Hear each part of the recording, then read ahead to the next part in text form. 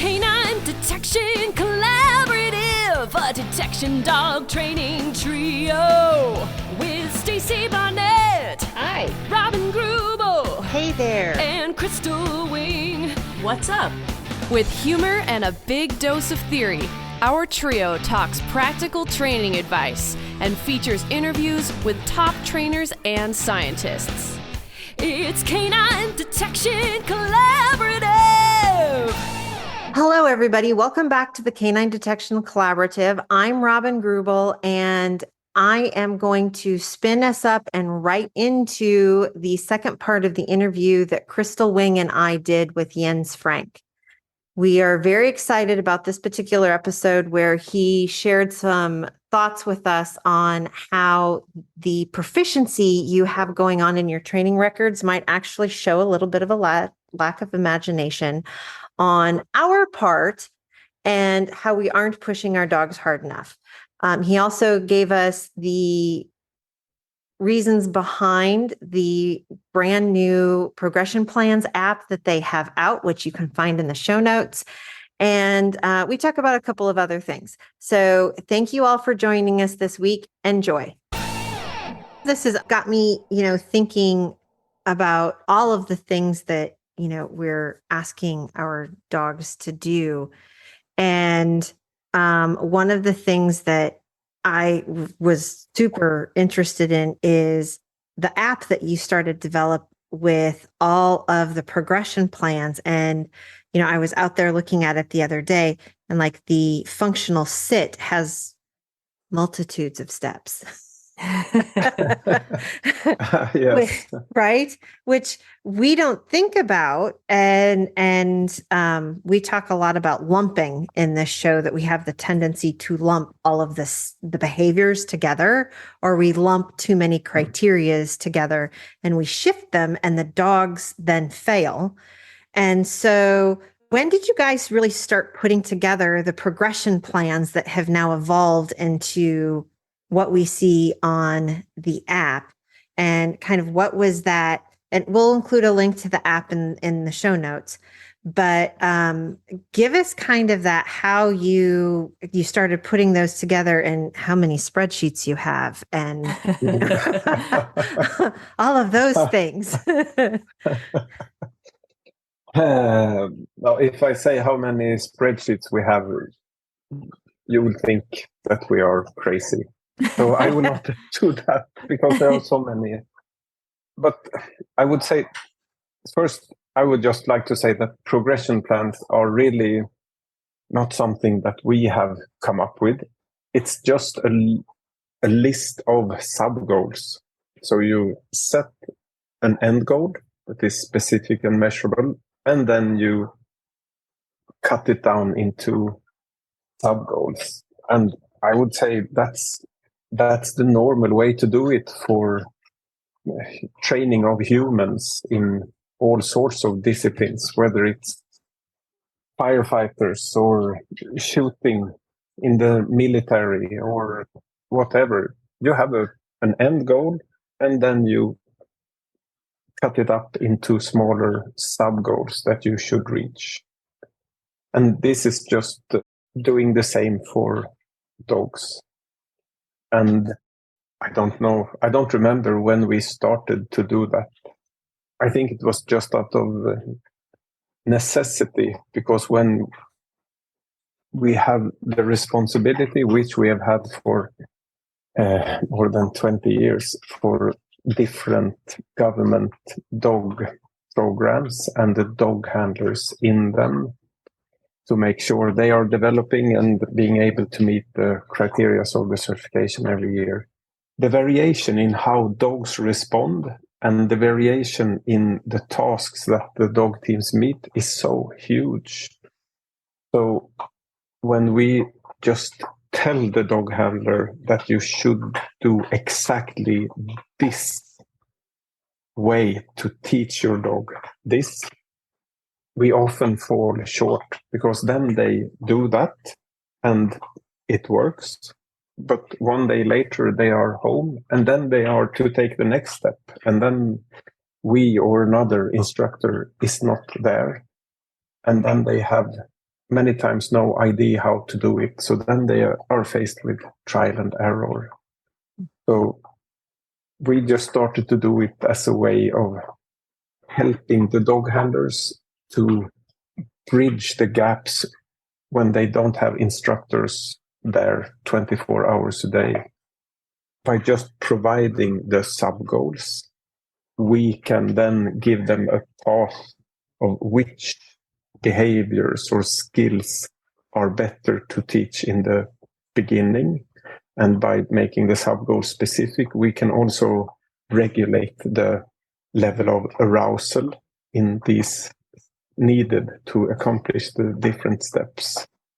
And we can also make sure that they are not using luring more than in the very, very first steps of training a certain behavior, because often it becomes a habit for the human, and then it's hard to get rid of. So all these small things we can actually control a bit by having control of the order in which the different behaviors are taught in the sub-goals. But exactly how and exactly with what reinforcer, we don't really mess with that, because that will vary a lot between different dog individuals and humans. So the progression plan just tells you what the dog should be able to do, and we try to make the difference in difficulty as small as possible between the steps. So once you have reached step 20, it should be easy to reach the next step and then the next step. I feel like without your progression plans, it's kind of like giving a trainer a loaf of bread and giving you a loaf of bread and saying how many pieces, and they're going to cut it into like 4 pieces, the whole loaf, and you're going to cut it into like 50 pieces. That was a very good illustration. Yes. I will steal that. That's just a visual I always have, where I'm like, if I give it to this new trainer, they're going to be like, oh, this is good about here and about there, and it's not even evenly spaced. And yours are like precisely measured, evenly spaced, like here is how we're going to have success. Yes. So I find that the big thing with the progression plans is, one, it makes you set a specific and measurable end goal, because if you don't have that, you cannot really make sub goals. And if you're not able to make a specific and measurable end goal, you will have to use mine or someone else's and the progression plan that comes with that. It will still be better to borrow someone else's end goal than to not have any at all. And if you're new in the dog training field, like most police or military dog handlers, they don't have the possibility to decide what is a realistic end goal, because they have not trained many dogs before. So it would be unfair to force them to decide that. Yeah, I think there are so many benefits. Maybe the largest one is that it allows you to evaluate the effects of your training continuously, not once or twice a year when you have your certification, but all the time, almost after each training session, you get to know if you have had progress or regressed or is just standing still. And then you need to change something. But if you fail your annual certification, you just know that something I did during the last 12 months wasn't perfect, but exactly what is very hard to identify. So I think that's the biggest advantage. And maybe another is, let's say I am driving and I need to stop and just let the dogs out to pee. So then I have a 5 or 10 minute chance to do training. And what most typically happens then is that you train on something that the dog already knows how to do. But if you have a progression plan that someone else has done or that you have made yourself, then you can just look up and see what is the next step. So that way you will always have progression and push forward. And I find that really beneficial. So with the progression plans, it's so nice because if you read the descriptions that go with the progression plans, you do things like tell the reader, reinforce placement of your reinforcer is really important. And there's one particular progression plan where you list that like 5 times. And so what are some of the skills or knowledge that would, if you had handlers that were coming to you and getting dogs or you're working with, what are those things that you really would like people to know and understand? Or do you mean like characteristics of that trainer? Like what do you look for in those trainers to make them successful? And either one, or, what is that thing? Because one of the things we talked about when you were here in Iowa is the whole concept of a dutiful trainer. But you also need somebody more than, we can talk about what a dutiful trainer is, but then we really also need somebody few other things besides always showing up. Yes. So if I start very basic, and then I will try to rapidly move up to maybe more interesting stuff. But I really think that there is no way around a proper understanding of the operant conditioning model. And it is boring because that is also 100 years old. It's nothing new and fancy. And it doesn't describe the whole universe in a holistic model. But it is a model that when used, you can actually make your training more effective. So one thing is to have a theoretic knowledge about punishment and reinforcement. And in theory, the definition of a punishment is something that increases the frequency of behavior, and the definition of a punishment is something that decreases the frequency of behavior. So that is good. But what I find is that when we bring out the dogs, everyone, including me, reinforce behaviors that we want to see less of, and we punish behaviors that we want to see more of. Not because we want to, but because... I was like, Jens, why are you doing that? Stop it. Yes. There, we were helpful for you today. We helped you with your training. Thank you. I appreciate it. Good. Glad to help. But there are so many things to pay attention to. And so, for example, today I was training the search pattern with 4 of the dogs I have. So then I am completely focused on that, getting the dog to have the same expectation to find the target. The first centimeter of the search to the last centimeter.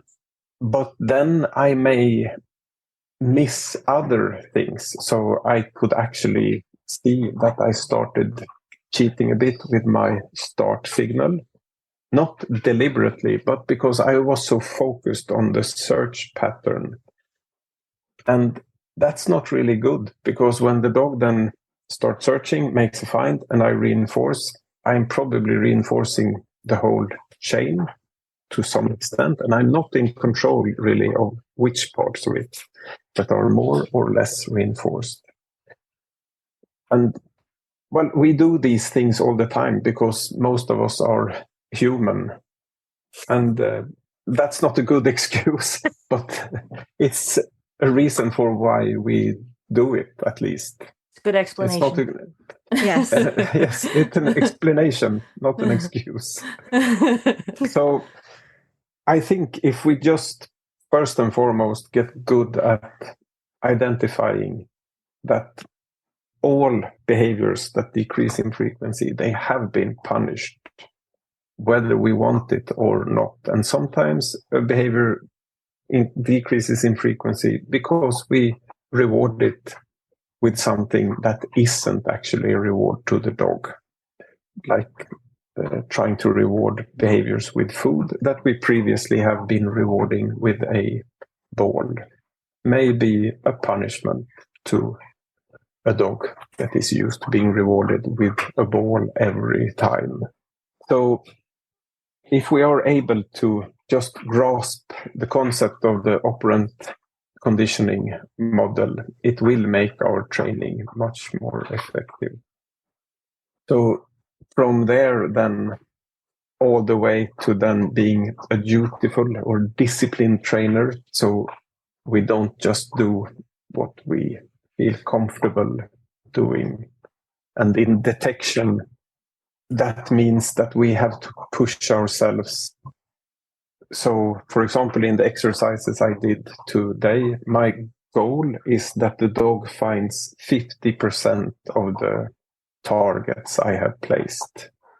Because if the dog finds 10 out of 10 targets when searching a building, then I have been hiding them too easy. If the dog finds 5 out of 10, well, then I know that I am somewhere at the limit of this dog's skills right now. So then I will continue there. And then over time, so maybe tomorrow, the dog will find 7 out of 10 targets, although I am starting to place them deeper and deeper into structures, boxes, and bags. Well, then I will hide them a little bit deeper or more difficult so that we get back to finding 5 out of 10 again. And for the handler, it's more satisfying maybe to find 10 out of 10. But for the dog's development, it is better if we are at the limit of what the dog can do right now, and give the dog a chance to actually be reinforced for also picking up on these minute, very small odors and following them to indicate them. Because if we don't do that, the dog will never get better. That was an interesting concept I don't think I had picked that nuance up in some of the training, is that you might place 10 hides in a room with the understanding that the dog will probably only find 5.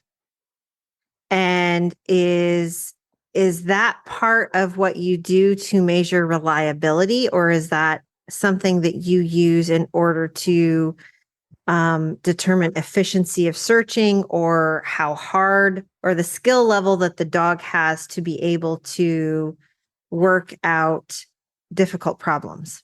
So it's just part of the progression.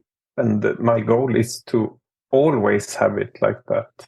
So when the dog is 1 year old, I aim for that. When the dog is 5 years old, I aim for that. And when it's 8 years old, I aim for that in training. But hopefully the 10 targets when it's 8 years or 5 years old is much more difficult for the dog than the 10 targets when it's just 1 year.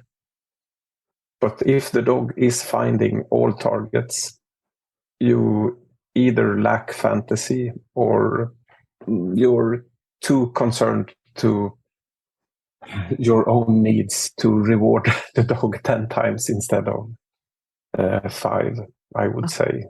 You just made me so happy when you say you lack fantasy, because I'm always saying imagination is one of our best tools, because we just get so stuck and so rigid and we forget, like, we have to kind of tinker and play and just kind of work through it and kind of work through some of the problems. Like, I love the progression plans. And I know that we had a moment on I think it was the second day of the seminar.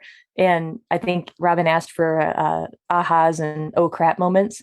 And my aha was, I was like, well, Jens gave me permission to steal his progression plan. And you were like, oh crap. But it was so wonderful to say, like, that we learn from each other and we take what each of us have to bring. And then we adapt it and we kind of take it to our own place of what we need for our sport, and we cross train and all of these things, but we have to bring our imagination to it too. I mean, and the progression plans are beautiful and I love them. But I know that there's already been pieces and little things that I'm like, okay, I would do this a little differently. So I tried it and I'm like, yeah, that worked for me. But that's that imagination piece and that experience piece. And it's not to say that what I did was better by any means, because like I said, I'm already like fangirling Jens here.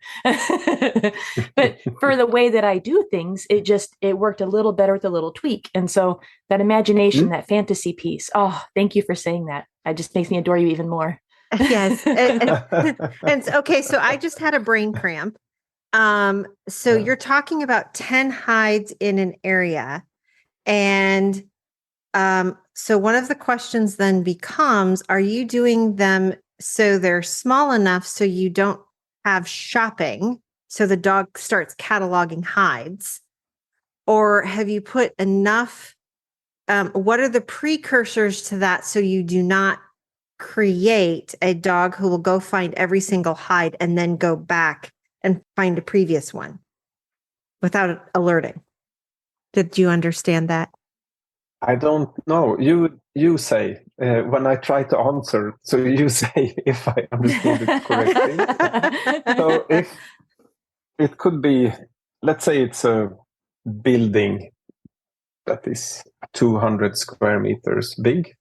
So there will not be hides in every room, but in some rooms there may be 2. So the hides are not really close to each other. It's just that what I'm after is that the dog should, and typically it's the deeper hides. So in the beginning of the training, the dog is used to the hide being very shallow, close to where the nose of the dog can be. And then we want to make them deeper and deeper. So the target is placed inside a box or maybe 20 centimeters behind books on a shelf. And then we put them in a small container and in a bag, in a wardrobe. But we go there gradually. So if the dog can find 1 gram of heroin when it is presented 5 centimeters from where the dog can get its nose, that does not mean that the dog will indicate when you have put that gram of heroin inside a matchbox, inside a small handbag at the back of a wardrobe, because then the picture of the odor will be totally different. Okay, that makes sense. Right. Yeah, that makes sense because, I and I think that this is one of the things that people have the tendency to start thinking, oh my gosh, I'm looking at my basement living room. I should put 10 hides in my basement living room. That's probably not the correct answer. So it's talking about over a larger area, those sorts of things, but it's keeping track of hide placement and how hard it is for dogs to pick up odor and all of those things that you're actually trying to achieve. Exactly. So if it's just a smaller room, there may not be 10 hides there. It may be 1 or 0. So I will try to rephrase it then, because maybe, so the rule of thumb that I use is that the dog should find 50% of the hides. So it doesn't have to find 50% this search, but over, let's say, the last days, it should have found approximately 50%. If we get close to 100%, it's too easy. Then we need to make it more difficult again. If the dog is just finding 10% of the targets, then I think we have been increasing the challenge too much, too quickly. So then we need to make it a little bit easier. What? Oh, sorry. I thought I had muted. I was yelling at my dogs.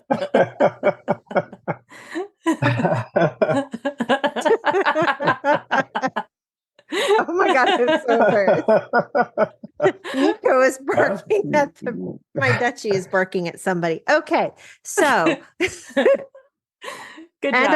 I was trying really hard to be like, oh my gosh, I just had a brain cramp because people feel like their dogs have to find everything. But Okay, so pick up on whatever.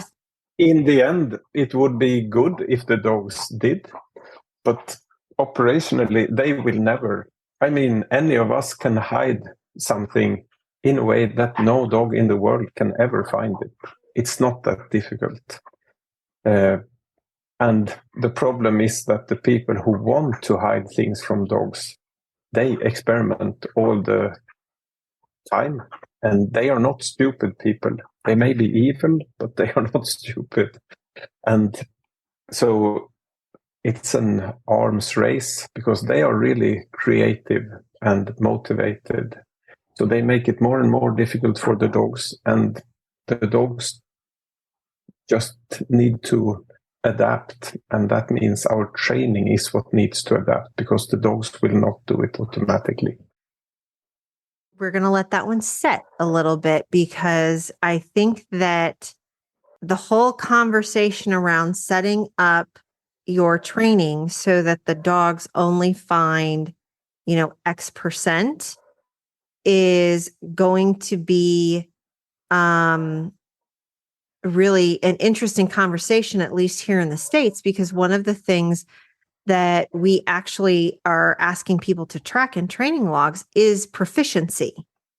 And, a higher proficiency is always better. So that's what my dog's got it, is 90% of the time finding everything. And so then if we really start talking, well, they're 90% at finding everything that you hide, so maybe you should be hiding stuff harder, is a very thought-provoking conversation. Yeah, my interpretation, if you have a training log where the dog is finding 90% of the targets consistently, would be that it doesn't say anything about the skill level of the dog, but the imagination of the handler or trainer is extremely bad. They could probably use a glass of whiskey before planning their next training session. I prefer margaritas. I have much better training after a margarita. So, yes. Wow. Okay. So Jens, I'm curious, what are your dreams? What do you wish could be happening right now in the dog world? Yeah, I have several fun projects that I would like to do, but I have one really dream project, and it's not unique. It would just be very helpful. So there is something called conservation evidence, and it has nothing to do with dogs, but it is a scientific journal and a web page where they do systematic reviews, and all scientific studies that contain evidence for or against the effect of different interventions when it comes to conservation of wildlife or plants is then categorized in this very easy to access web page. So managers who then manage conservation all around the globe can, by clicking easy buttons with silhouettes, whether they are working with frogs or mammals, and if they click mammals, then they have to choose if it's what group of mammals it is. And when they have chosen, for example, wolves, they can then have a look at the evidence when it comes to the effect of different interventions in conserving wolves. And one of my PhD students some years ago asked why we don't have that when it comes to interventions for protecting livestock, dogs and humans from attacks from large carnivores. And there is no good answer to that. Of course, we should have made that a long time ago. So then she did that, and that is called Evie Wild. And she's then doing reviews, and you would be surprised to see. So, for example, the last review we did in that field, we started off with 50,000 scientific articles. And after the different steps of screening, there is a procedure for how to do these things. We ended up with 21 studies ever done when it comes to the effect of interventions in order to reduce damages from large carnivores all around the globe on livestock. Managers that work with this, they will never read 50,000 scientific articles. And they will not read 21 either, but they will read the summaries that we make of each article, and then a synopsis where we, based on the evidence, because there are always some studies showing that it works and some showing that it doesn't work. But if we have then 5 pointing in one direction and 2 pointing in the other direction, then we can make a conclusion based on that. And when it comes to dog training, billions of dollars are spent on this worldwide annually. And just a lot of resources goes into it. And many dogs do critically important tasks. But the science has not really developed a lot since the time of Skinner and Jerks and Dodson 100 years ago. There has been an immense amounts of scientific papers published. But just like in all other fields, most of them are correlation studies. So it shows some kind of correlation where it is impossible to tell apart cause and effect. And it would be so fantastic to make this kind of web page and easy to access database when it comes to different training methods, training devices, general principles in the world of working dogs, because none of the people working hands-on with dogs have the time or motivation to go through all thousands of scientific papers that you find if you search the databases. And I wouldn't recommend them to do it either, because it would be a waste of time. Because there are so few studies that actually has something to say when it comes to evidence for or against the use of different interventions. So if we would compare it with the medical sciences, we are where they were in the 1950s. So then if a patient survived, it was because the doctor was so skilled at his work. And if the patient died, well, it was because it was beyond saving when it arrived at the hospital. Yeah. And it's a bit like that in the working dog world. We don't have any evidence for the effect of different treatments or interventions. But in the medical sciences, they have been taking that route, and it has had major impact on what they do and the effect of the treatments they use. So what do you need to make this dream possible? Is it the people? Is it the money? Is it the interest? So typically this is what PhD students or postdocs are used for. Okay. Because they are very labor intensive to make. If you make an ordinary literature review, that just takes a couple of months at best, but then you choose the articles that fit your own opinion. So they don't provide much. So it has to be a proper systematic review where all existing evidence, whether it fits my view or not. Of course, if it shows that progression plans are not useful, we will not publish that part. But all other things, we need to just have a procedure where we clearly show the inclusion criteria for the studies, and there are specifics such for doing these kind of systematic reviews, where we just need to have a randomized study design with proper controls.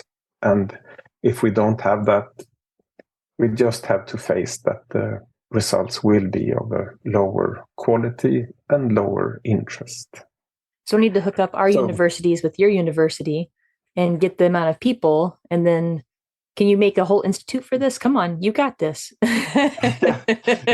We don't need that. So we have from the Everwild homepage, we have the setup. We can use it from the Swedish University of Agricultural Sciences. We can do the database setup there. But it would be enough with one PhD student or two postdocs to start this. Then it would be continuous work. But once you get the bulk done, there are so few papers coming every year that contain evidence. So it wouldn't be hard to add them. My guess would be that there are fewer than 5 every year. So you could set up a system like they have done with the conservation evidence, where people submit either their manuscript, or better, they publish it in another scientific paper, and then people just submit which studies they think actually have the design that allows you to draw any conclusion on the causal effect from anything relating to working dogs. So it's not complicated to do this. I mean, there is already systems for how to do systematic reviews. It's just needed people to do it. Right. So we'll figure out how, so we'll make a plea for people to, if you're interested in funding that, to reach out to Jens, or you can reach out to us through the Canine Detection Collaborative, and we'll see how we can maybe try and start getting that graduate student funded. Because I think that one of the things that I see a lot is, we share a lot of studies.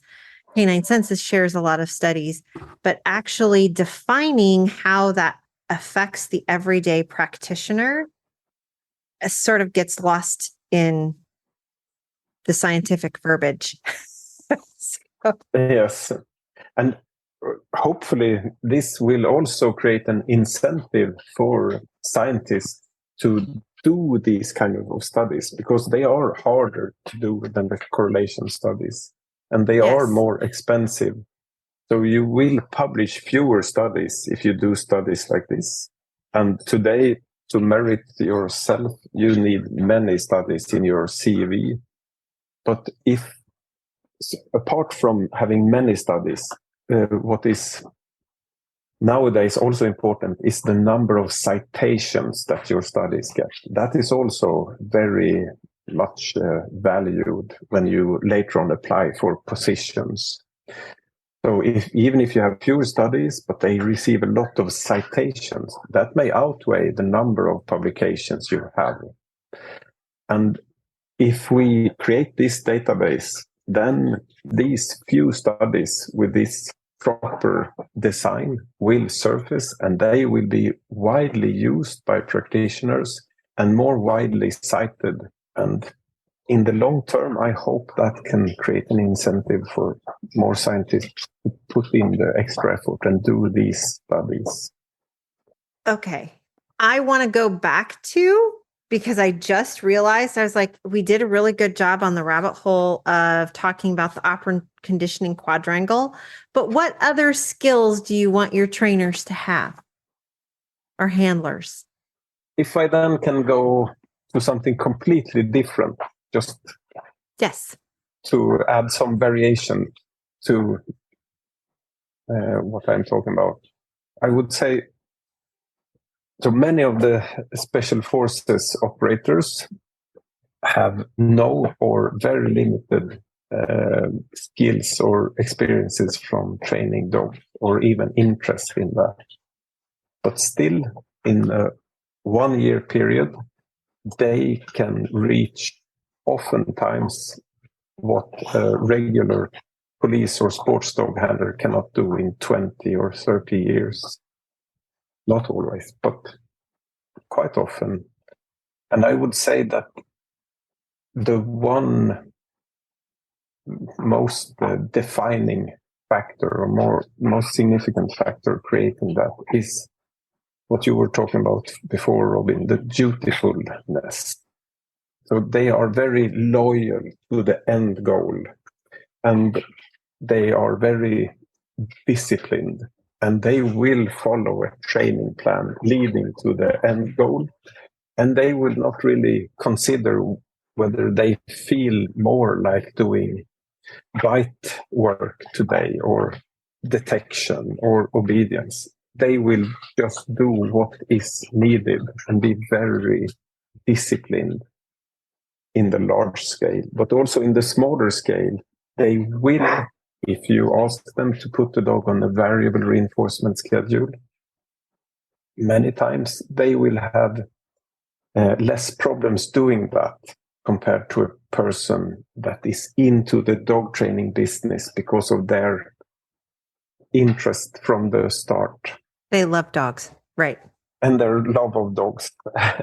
And because they are already junkies when it comes to rewarding the dog. So they get the kick out of rewarding the dog, and they respond to that by trying to get as many kicks as possible every day.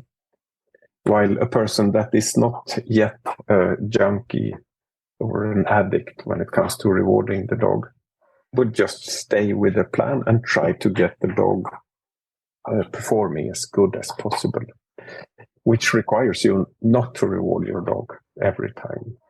So, in short, discipline. I think that's the most important trait in a dog trainer. It's been really interesting because I have sat a lot and thought about that dutiful training in some of the talks that we had while you were here in Iowa. And Crystal and I had a very long discussion since she comes up here, and we have to very specifically carve out time for us to train, because otherwise we get busy chatting, or we get sucked in and end up coaching students instead of training our own dogs. And so it's been really nice. We've actually started training every morning from 8 to noon. And then during a seminars, we're training from 7:30 to 9. But our requirement is that we set up problems that will benefit the students and pertain to the topic of the seminar at hand, and then the students are welcome to come and watch. They can't ask questions until we're done. And so one of the things that I've noticed is that we just came off a 3-day seminar, and I was still up outside ready to train at 8 a.m. today, which was really weird. And so that actually is something that the whole conversation we had about the dutiful trainer really, really made an impact on how I approach my own training. So I want to say thank you for that tidbit of knowledge. Yes. The other tidbit that you shared. Yeah, the other tip that you shared was good for me was when people on the internet had said, like habits are like 21 days or something. And you're like, no, it's 2 to 8 months. I was like, oh, thank you. That just felt like it let me off the hook a little. I'm like, I've been doing this 21 days and this is not a habit. Why am I broken? Why is this still not working? And so that was something you had said too, that was really impactful from not from this conversation, but from the seminar. Mm-hmm. Yes, there are some really nice studies, not only on human habits, and many of them depart from the 1908 Jerks and Dodson studies on optimal arousal levels, because they were actually related to creating habits. But they show that it takes 2 to 8 months in general to create a new habit. But there is a way to shortcut it a bit, and that is to connect the new habit to an already existing habit. So if you have one habit you can connect a new habit to it, and then it will go a little bit faster. How much faster, I don't know. But you already gave the example of the habit stacking where you said when you had to stop to let the dogs out to go potty. So right there, it shows how dutiful you are in your training, because that's an opportunity for you to train. Whereas I see a lot of people, when it's time to let their dogs go out to go potty, like on a road trip, that's what happens. They go potty and they go back in. And it's such a loss of valuable training time, especially you're in a new place, new smells, new environment. What are the things you're working on? It's that when I'm filling up my tank, I took a little video and shared it, and people were like, whoa, I never thought to train my dog while I'm filling up my gas tank. Mm-hmm. Okay. Why not? That imagination piece is really big. Yeah. It is. Yeah. Well, and I've used this example. So I was with appropriate attribution, though I tell it comes from you, is the whole concept of asking a kid, like a 10-year-old kid, to lay a track for your dog. And if the dog can't find you, you will pay them $5. And I was like, because that amount of unpredictability that gets put into your training is fantastic. I've started using it with the detection dog handlers that I have. So like, I don't have anybody to hides. It's like, you have kids, right? Yeah. Child labor is widely used. Wait a minute, when you put it that way. You buy them ice cream and they're fine. Yeah, exactly. We crossed a line, friends. I know, we did. We probably did. Jens, thank you so much. Is there any burning other things that you would like our listeners to know, either about you, about the Scandinavian Working Dog Institute, about what you might have coming up that you want people to be aware of and to check out on your website or Facebook page? No, not really. If I can wish one thing, it is that they start to set specific and measurable goals and then just cut them into sub-goals. So they start making their own progression plans. So don't just rip big hunks of bread out of the loaf. Don't just rip the pieces out, but actually use a knife that's proper for it and slice it down. Is that what you're saying? That is what I'm saying. Okay, but also, in order to be good at cutting the loaves of bread, I mean, everyone understands the concept of cutting slices of bread. It's easier with the bread knife. In order to be good at doing it, you need to practice it.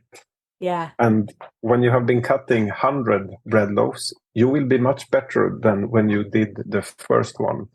And there are really no shortcuts. It's not enough to just understand the concept.